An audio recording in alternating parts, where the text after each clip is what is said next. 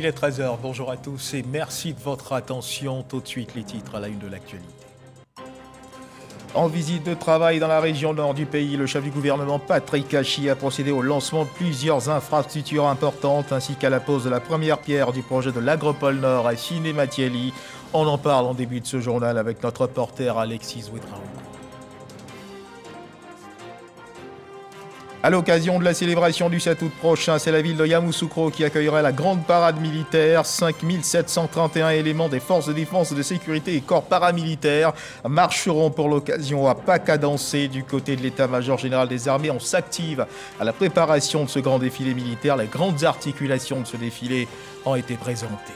Au Mali, un communiqué produit par l'armée. Selon un communiqué produit par l'armée, 15 soldats maliens et 3 civils ont été tués hier mercredi dans 3 attaques coordonnées et attribuées à des terroristes.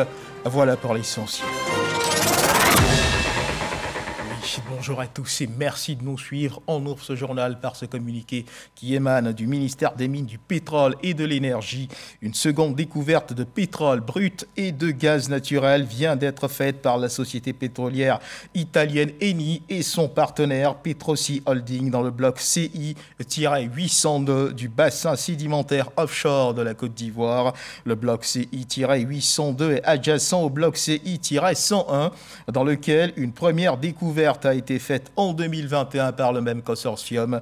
Cette nouvelle découverte qui confirme l'extension du gisement baleine dans le bloc CI-802 accroît d'environ 25% les réserves initialement annoncées du dit gisement qui passe ainsi de 2 à 2,5 milliards de barils de pétrole brut et de 2400 à 3300 milliards de pieds cubes de gaz naturel. La nouvelle découverte qui valorise encore le potentiel du bassin sédimentaire ivoirien rassure le consortium Eni et Petrosi Holding qui est engagé pour la mise en production accélérée du gisement baleine au premier semestre 2023, soit environ 1 an et demi après la première découverte. Communiqué fait à Abidjan le 28 juillet 2022, signé Mamadou Sangafoua Koulibaly. Direction le nord du pays, nous le disions à l'entame de cette édition dans les titres. En visite de travail dans la région nord donc du pays, le chef du gouvernement Patrick Kachi a procédé au lancement de plusieurs infrastructures importantes ainsi qu'à la pose de la première pierre du projet de l'Agropole Nord à Siné-Matieli. Ce projet va permettre d'accroître le rendement de la production vivrière et contribuer à une plus grande disponibilité des produits toute l'année. Alexis Ouedraogo. Il est un peu plus de 9 h ce mercredi quand le Premier ministre atterrit à Korogo. Patrick Kachi vient donner un coup d'accélérateur à d'importants projets de développement. Accueil et honneur militaire, puis cap sur Siné-Matieli à quelques 592 km d'Abidjan pour le lancement très attendu du projet de l'Agropole Nord. L'initiative veut transformer le secteur agricole par une approche innovante, créer plus de richesses. Il constitue une véritable valeur ajoutée dans le tissu industriel du Grand Nord et contribue incontestablement à l'amélioration efficace d'une chaîne de solidarité de réduction de la pauvreté. Je voudrais profiter de l'occasion pour remercier l'ensemble des cadres du département de Siné-Matieli, car de plus en plus, les initiatives et les projets de développement d'envergure se heurtent à la disponibilité de terre.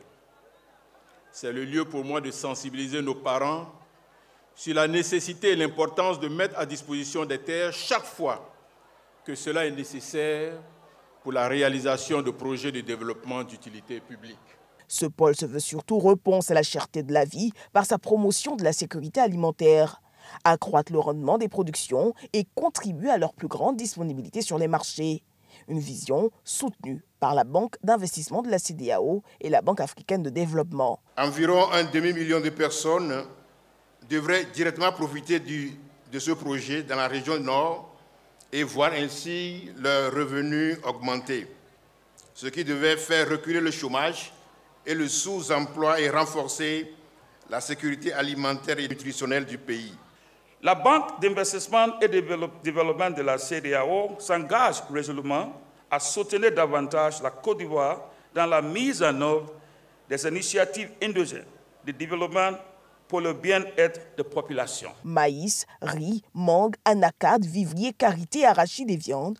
Autant de filières ciblées par le projet qui va mettre en place un système intégré préservant l'environnement, avec notamment la construction de 6 barrages hydro-agricoles pour contrer les effets du réchauffement climatique.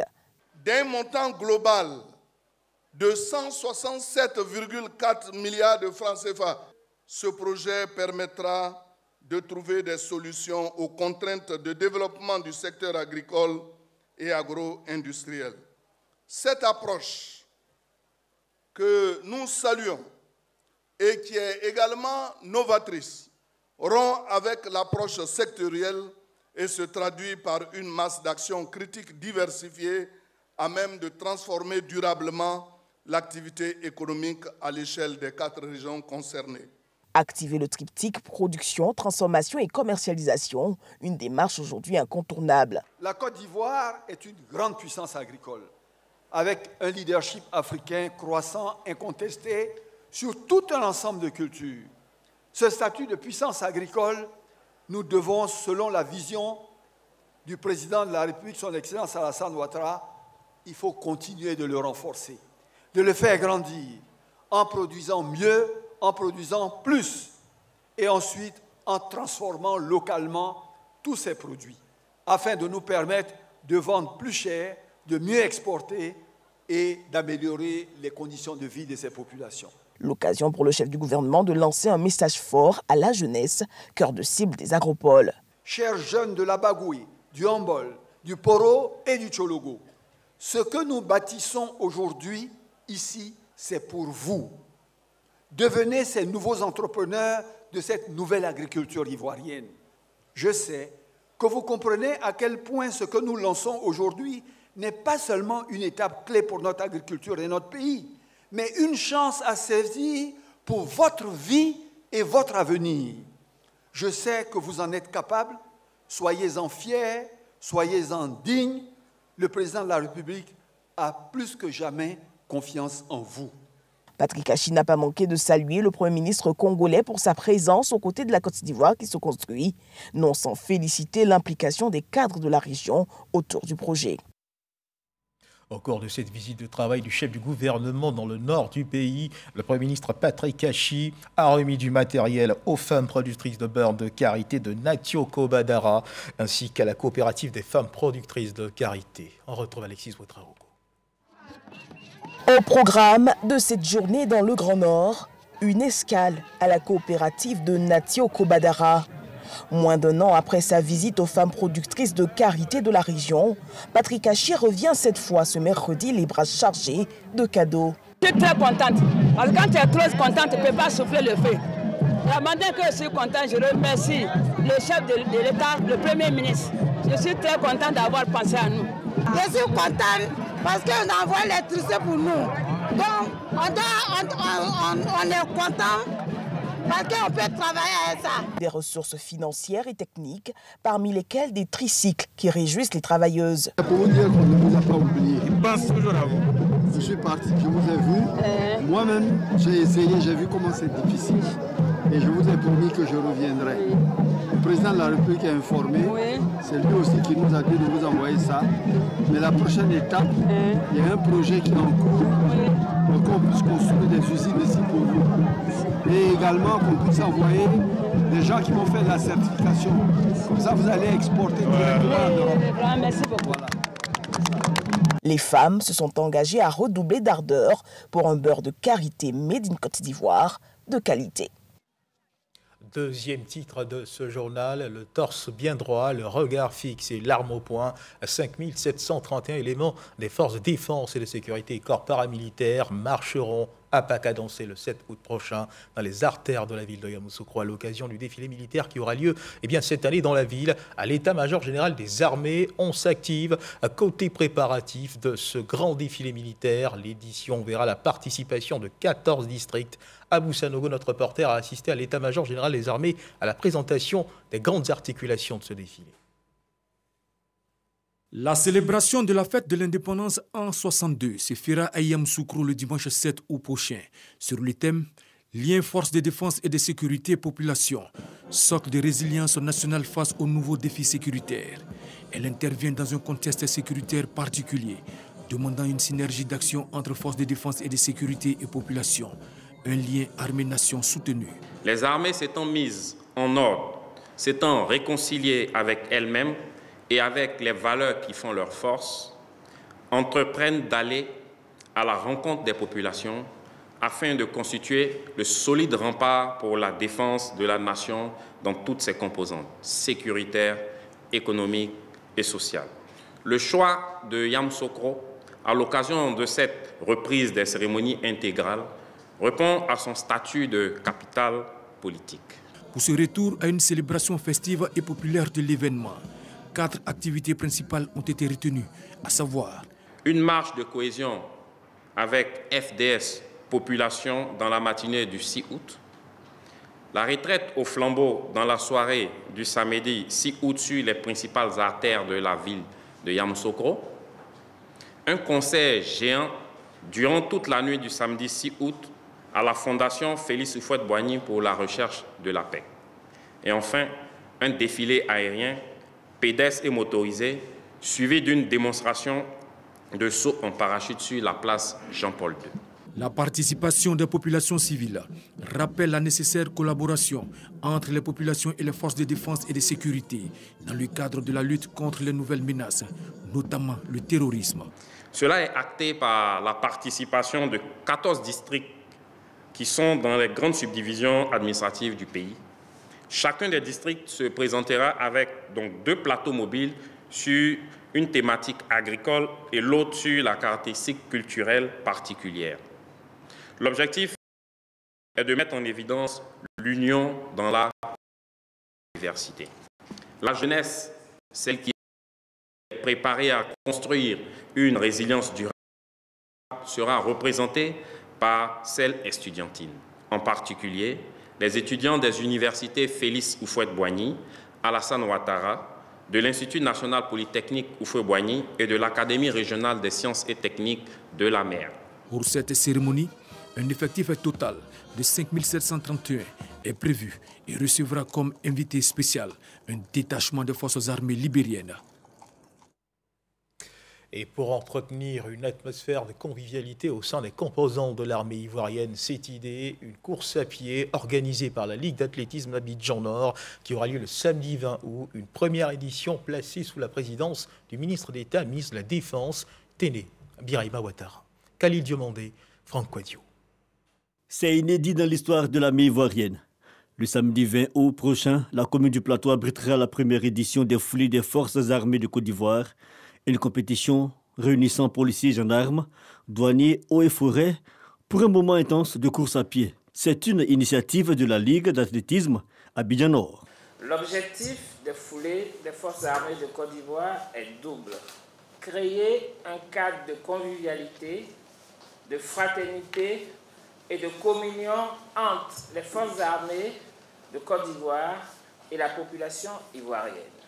Célébrer les forces armées de Côte d'Ivoire dans toutes ses composantes pour leur engagement au quotidien à préserver la sécurité de la nation ivoirienne en général. Cette première édition bénéficie de l'appui technique et financier du ministre d'État, ministre de la Défense, Téné Birahima Ouattara. Le message porté par son représentant, faire dorénavant des foulées des forces armées de Côte d'Ivoire un rendez-vous phare. Que serait une armée sans aptitude, forgée et renforcée grâce au sport en général et à l'athlétisme en particulier? Sa capacité d'endurance et de résilience en dépend. Monsieur le ministre d'État, ministre de la Défense, compte sur vous pour la parfaite organisation de cette édition inaugurale et espère que les foulées des forces armées de Côte d'Ivoire feront partie des rendez-vous majeurs de notre outil de défense. Plus de 2000 athlètes sont attendus à cette édition. Elle est dotée du trophée du ministre Téné Birahima Ouattara. Direction le Maroc à présent. La conférence ministérielle sur la coopération halieutique entre les États africains riverains de l'océan Atlantique s'ouvre demain vendredi à Tanger. Dans ce pays donc, la Côte d'Ivoire prendra part à cette conférence. En prélude à cet événement, notre reporter Jean-Louis Gbongbo a porté son regard sur une importante institution qu'abrite le pays hôte de cet événement, le Centre national de surveillance des navires de pêche par satellite basé à Rabat. Sa mission, lutter contre la pêche illicite, non déclarée et non réglementée. Logé au sein de la direction des pêches à Rabat, le Centre national de surveillance des navires de pêche par satellite, VMS, a été créé le 11 septembre 2013 avec une mission, lutter contre la pêche illicite, non déclarée et non réglementée. Ici, devant leurs écrans, les opérateurs du centre procèdent quotidiennement au suivi visuel des activités des navires nationaux et étrangers. Sur le terrain, nous avons développé notre propre application informatique pour nos autorités régionales. Et cette application leur permet de suivre aussi navire par navire les positions de ces navires. Donc ils ont accès à ces positions. Ils peuvent dans ce cas surveiller au niveau du quai, est-ce que la balise elle est bien instaurée, est-ce qu'elle est allumée ou pas, est-ce qu'il y a des coupures, etc. La mise en place de ce centre s'inscrit dans le cadre de la stratégie Halieutis qui érige la durabilité de la ressource en axe majeur et vise parmi ses objectifs une ressource exploitée durablement pour les générations futures. Les repos biologiques sont respectés, les zones interdites sont respectées.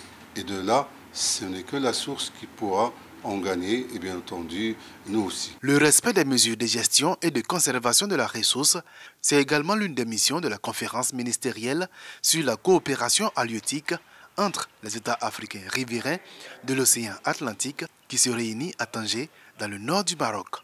Le poisson n'a pas de frontières, donc beaucoup de grandes décisions sont prises pour la gestion en vue de leur préservation au niveau d'instances internationales. Et dans ces instances internationales, il y a des négociations qui aboutissent à des instruments juridiques contraignants pour les États. Et donc, il faut que les pays africains soient présents au sein de ces organisations, au cours des négociations, dans tous les processus de négociation, et pour défendre leurs intérêts. Le Maroc assure le secrétariat général de cette organisation et la Côte d'Ivoire la présidence du Conseil des ministres. Notre pays profitera certainement de sa participation pour peaufiner sa stratégie de lutte contre la pêche illicite, mais également affiner sa politique globale de développement de la pêche. À la tête de la délégation qu'il conduit en terre marocaine à cet effet, le ministre Sidi Timoko Touré multiplie les échanges avec les différents acteurs locaux du secteur. Et à suivre à présent l'évolution de la Covid-19 en Côte d'Ivoire.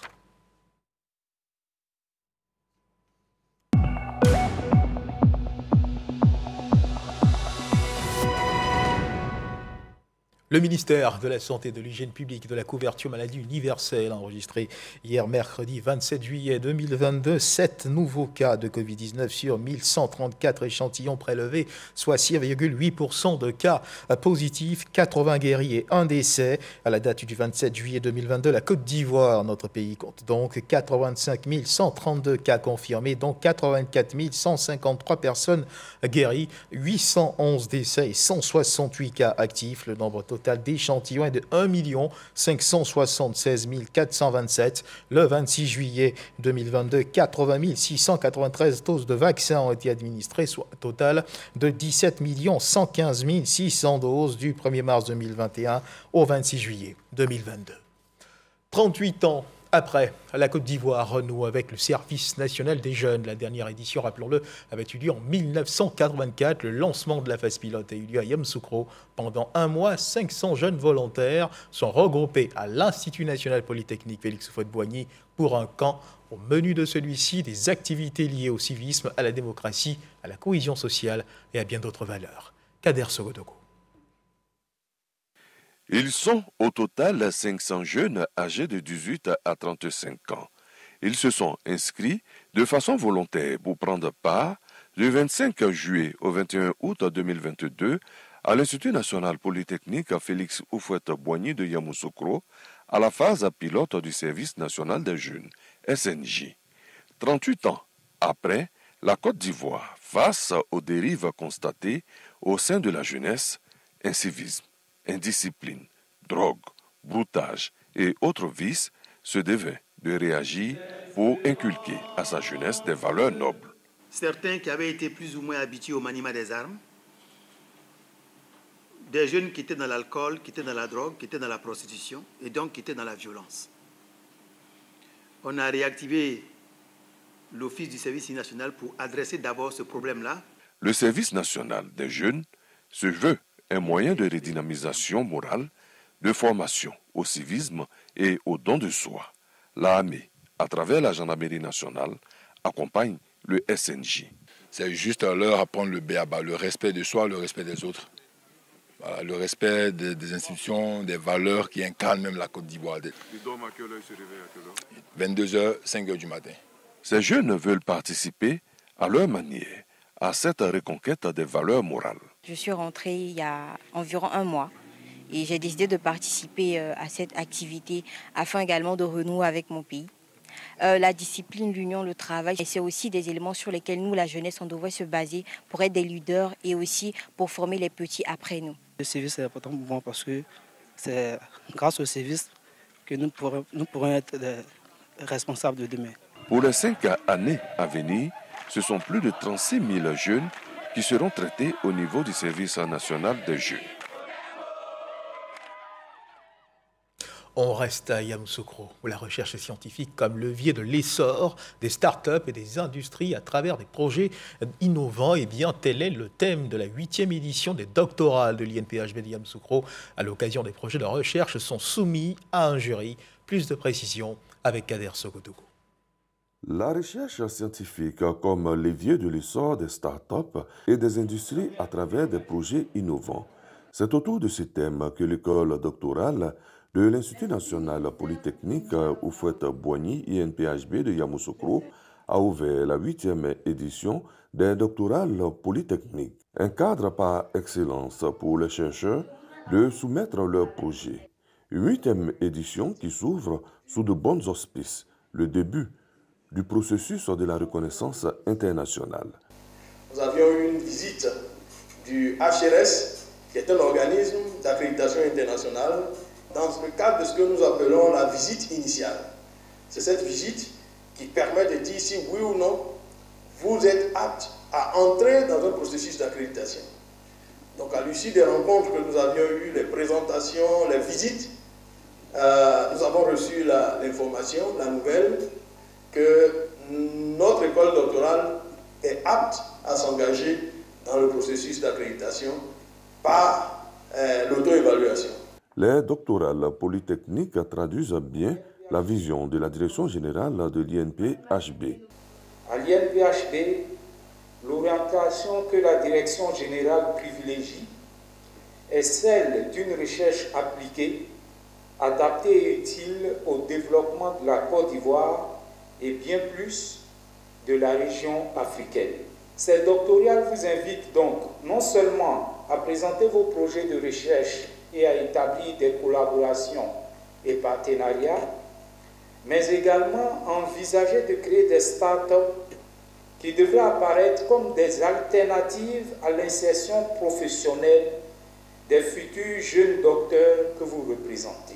Ce sont au total 167 communications orales et 7 communications postées qui sont soumises à 14 jurys, ce sur 4 jours.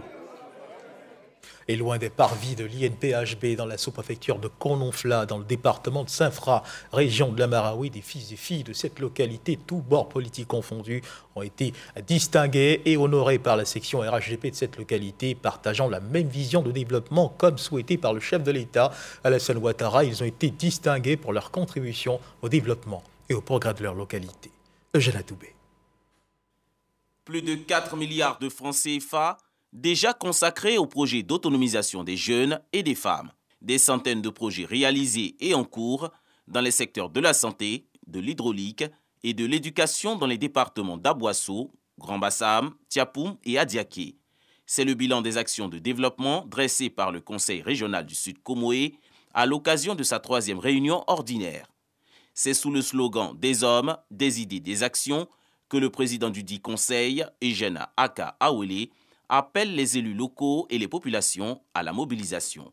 Nous devons également notre relatif succès grâce à l'utilisation optimale des ressources du reste limité que l'État, à qui nous devons rendre hommage pour avoir mis à la disposition des régions ce cadre privilégié qu'est le Conseil régional.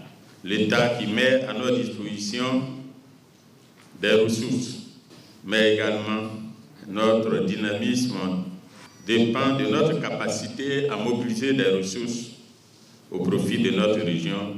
Opportunité est faite pour les 34 conseils régionaux d'adopter le budget de l'exercice 2022 en recettes et en dépenses au premier et au deuxième trimestre. 55 millions de francs CFA ont été distribués aux femmes des 4 départements pour des activités génératrices de revenus. La localité d'Adiaké a notamment bénéficié à la suite des assises d'une embarcation neuve de 9 mètres de long pour le transport lagunaire, dont du conseil régional du Sud Comoé. Un reportage signé Jean-Marc Djedji. Vive les vacances scolaires. Ils sont heureux de partir en colonie de vacances. Depuis le lundi dernier, une trentaine d'enfants, d'agents de la RTI, séjournent à Tomodi dans le cadre de cette colo. Une initiative du Fonds de solidarité de la RTI, soutenue par la direction de la RTI. Moment de détente et de réjouissance, mais surtout occasion de se faire de nouveaux petits camarades. Serge Pacom Didi, Franck Quadio. Nous allons en colonie de vacances. Ça me fait du bien. Je vais m'amuser. Ce sont les vacances et comme qu'a dit, ces enfants des agents de la RTI sont tous heureux de participer à cette colonie de vacances organisée par le Fonds de solidarité de la RTI. Ma fille a 9 ans, je l'ai inscrite. Alors c'est pour une première expérience et je ne suis pas déçue déjà. On avait le contenu, l'encadrement est bien. Destination Tomodi, du 25 juillet au 14 août, un centre d'accueil va prendre en charge ces tout-petits. Une initiative qui bénéficie du soutien de la Direction générale de la radiodiffusion télévision ivoirienne. Ils feront des activités ludiques. En même temps, c'est une occasion de sortie du train-train quotidien d'Abidjan. Il y aura des occasions de sortie hors de la ville de Tomodi, découverte de l'intérieur du pays, pour que les enfants comprennent aussi que tout n'est pas Abidjan, mais il y a aussi des éléments à découvrir. La Côte d'Ivoire est belle, pas seulement Abidjan. L'intérieur du pays aussi constitue des maillons essentiels dans notre environnement. Au programme, visites guidées sur des sites touristiques, sans oublier des activités culturelles, ludiques et sportives, et bien d'autres actions pour occuper sainement ses enfants durant les vacances. Et pendant ces vacances scolaires, vous pourrez également vous rendre à la 2e édition du festival gastronomique Hatchan qui se tiendra du 19 au 20 août 2022. Annonce faite au cours d'une conférence de presse. Comme l'indique son nom, vous retrouverez à ce festival tous les mets appartenant au patrimoine culinaire du peuple évrier. Vous découvrirez également les danses du terroir Hatchan et la sortie de la 3e génération Blesso et Agban. Khalil Diomandé, Jean-Marc Djedji. Les couleurs de la 2e édition du festival gastronomique Hatchan s'annoncent déjà. Du 19 au 20 août 2022, Riviera Anono, dans la commune de Cocody, abritera le rendez-vous culinaire en pays ébrié. Cet événement met en lumière toute la diversité et le savoir-faire gastronomique du peuple Hatchan. Le traditionnel foufou, l'attiéké, le bito fait à base de pâte de manioc sont entre autres les mets qui seront soumis aux papilles des visiteurs. À cela s'ajoutent des innovations. Cette 2e édition, nous avons un panel dans le programme qui parle de l'autonomisation de la femme ébriée, de la femme Hatchan. Et le festival est suivi d'une sortie, d'une fête des générations, les Blessoué Agban. C'est par la sortie officielle de la catégorie Blessoué Agban que le village va nous compter désormais parmi les fils et les filles du village. La chefferie d'Anono ne cache pas sa fierté d'accueillir ce festival. Nous apprécions à sa juste valeur cet événement-là, qui vient montrer au monde entier que le peuple hébreu a de la culture, a de la civilisation, a de l'histoire qu'elle doit faire connaître, qu'elle doit faire découvrir au monde. Cette 2e édition du festival gastronomique Hatchan accueillera plus de 5000 visiteurs avec la présence de tous les villages ébriés. Les festivités se dérouleront autour du thème « La gastronomie Hatchan, facteur de paix et de cohésion nationale ». Un reportage de Khalil Diabondé commenté pour vous par Jean-Marc Djedji. Dans l'actualité internationale au Mali, cela un communiqué produit par l'armée. 15 soldats maliens et 3 civils ont été tués hier mercredi 27 juillet dans 3 attaques coordonnées attribuées à des terroristes, ce qui porte à 11 leur nombre en moins d'une semaine dans le pays. À Kaloumba, près de la frontière mauritanienne, et à Sokolo, dans le centre, des attaques sont également survenues, selon le même communiqué de l'armée.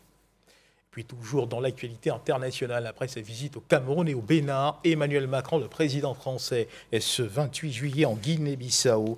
Le président français réalise ce jeudi la 3e et dernière étape de sa tournée africaine. Donc, le chef de l'État français s'entretiendra avec son homologue Umaro Sissoko Embalo. Depuis le début du mois de juillet, la Guinée-Bissau assure la présidence tournante de la CEDEAO.